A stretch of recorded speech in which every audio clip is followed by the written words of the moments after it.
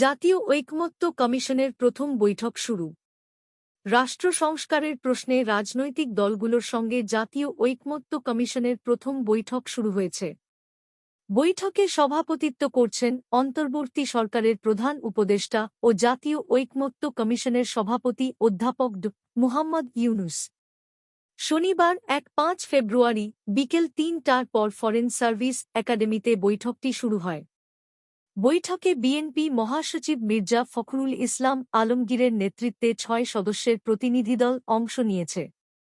এছাড়া জামায়াতে ইসলামীর secretary general মিয়া গোলাম Parwar, liberal Democratic পার্টির এলডিপি চেয়ারম্যান কর্নেল অফ অলি আহমদ, নাগরিক ঐক্যের সভাপতি মাহমুদুর রহমান মান্না, জাতীয় পার্টির জাফর মোস্তফা জামাল হালদার, বিজেপির চেয়ারম্যান আন্দালিব রহমান পার্থ, বাংলাদেশ এলডিপির চেয়ারম্যান শাহাদাত হোসেন সেলিম, ইসলামী আন্দোলনের প্রেসিডিয়াম সদস্য সৈয়দ মোহাম্মদ মোসাদ্দেক বিল্লাহ আল মাদানী, এবি পার্টির চেয়ারম্যান মুজিবুর রহমান মঞ্জু, গণ অধিকার পরিষদের সভাপতি নুরুল হক নূর, গণ ফোরামের প্রেসিডিয়াম সদস্য সুব্রত চৌধুরী, জাতীয়তাবাদী সমমনা জোট ও বাংলাদেশ লেবার পার্টির নেতারা এসেছেন।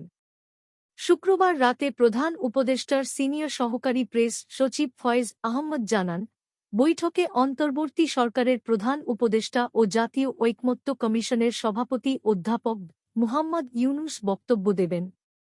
গত বুধবার ৭ সদস্যের জাতীয় ঐকমত্য কমিশন গঠন করে প্রজ্ঞাপন জারি করে সরকার, যার সভাপতি অন্তর্বর্তী সরকারের প্রধান উপদেষ্টা অধ্যাপক মুহাম্মদ ইউনুস।